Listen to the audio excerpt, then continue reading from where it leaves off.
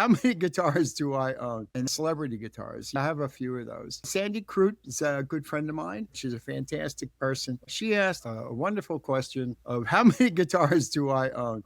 Too many would be the short answer. I do believe I own over 100. And go to Nitebob Archives because I'm going to be setting some of these loose pretty soon. I've been involved in the guitar thing for, I don't know, over 55, 60 years since I was a little kid. My first guitar was a used Gibson, right? And it's like, why pay retail? And I just kept going on. You could buy them really cheap back in the 60s. And I think at last count, it was 105. Right. I have a tendency to keep some guitars that were gifted to me. I think if someone gives you a guitar as a gift, it means something. It means a lot to me. So I tend not to resell those guitars.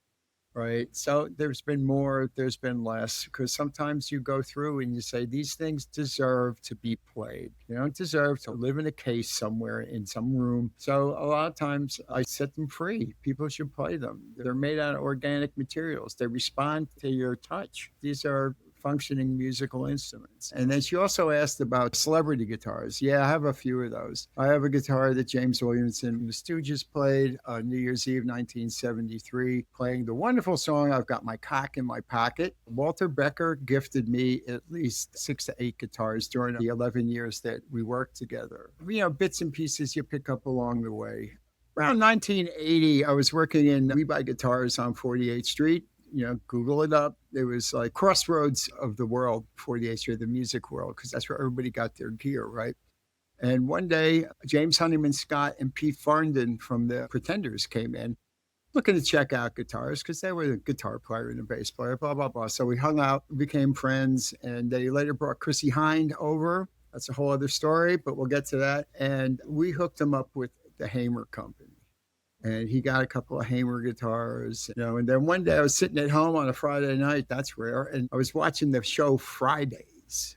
And I was, the Pretenders, great. And I saw that he was playing a Erlewine Automatic guitar. That's made by Mark Erlewine in Austin, Texas. Kind of a co-design thing with Billy Gibbons from ZZ Top. I don't think they made more than 50 of them, to tell you the truth. But I wound up in 1984 being able to buy an Erlewine Automatic from him. And he says, like, well, I've only got one to sell. I just got it back from James Honeyman-Scott's widow. Would you like to buy that? And I went, yeah, I'll buy that. It was kind of like a full circle that guitar that wound up going to him, wound up being in my possession. It's one of my favorite guitars. And I could almost say I would be buried with that guitar, but that'd be a waste of a good guitar. Here's kind of a reverse situation, right? When I was working with Aerosmith and we were on tour in 1977, Joe Perry says to me, you know where I can get a Dan Armstrong guitar? I want to use it to play slide on a couple of songs, right? And I go like,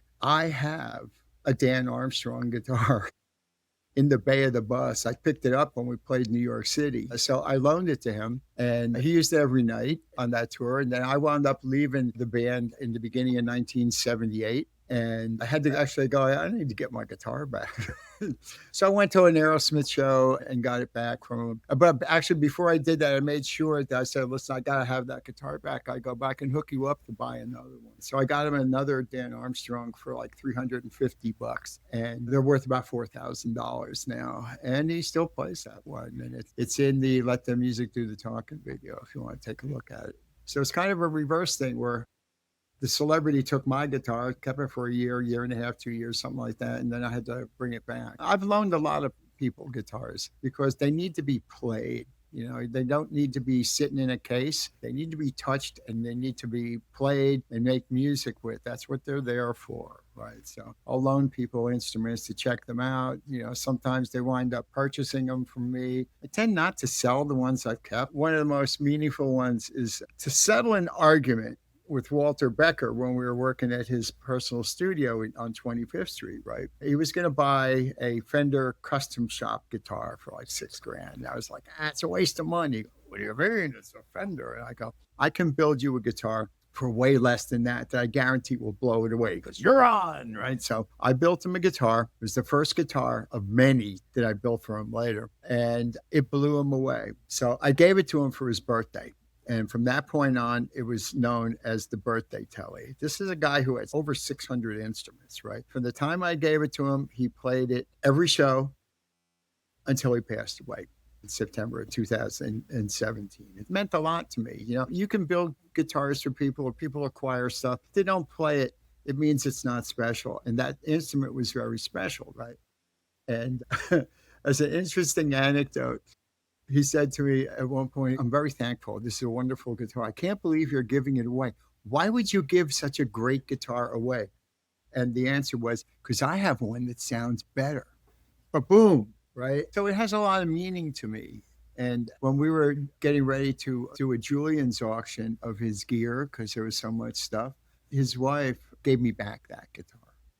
Right. And now I have that guitar. I actually try not to play it because he was the last one to play it. You know what I mean? His DNA is smeared all over that guitar. And I open the case and I look at it, and it inspires me to play more, because he was a much more, brilliant musician than people really understand, I think.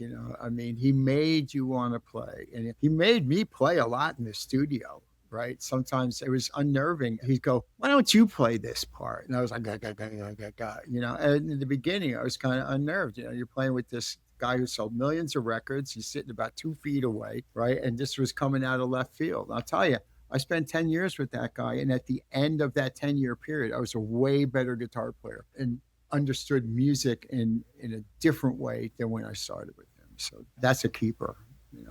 There are other guitars too that really are special, but that one's the number one. So that's a couple of guitars that I've obtained from celebrity bands or musicians that I worked for over my 55-year career. The celebrity aspect, I guess it makes for good conversation more than anything else. It's like stage-worn clothes. People get obsessed about owning a piece of gear or some clothing that someone wore on stage. I kind of understand that a little bit, but interesting aside to this is that guitars react to people in a very interesting way. And you have a guitar plugged into an amp, right? I play it, it sounds one way. You hand it to somebody else, it sounds completely different, right? Because it's all about your right hand. Your right hand is like where you get the individuality in a tone, because how hard you hit the strings, how you mute strings with the side of your hand, all affects the final tone. And it's also what you tend to play. So if it makes you happy, be happy, play music. All right. Thanks for asking, Sandy.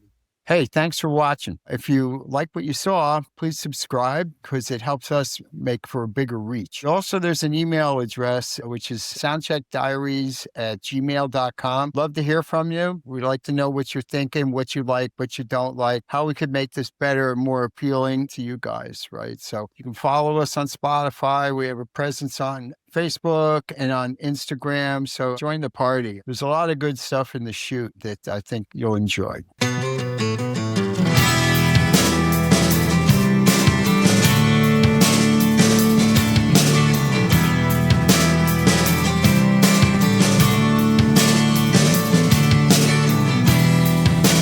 You're my satellite on this dark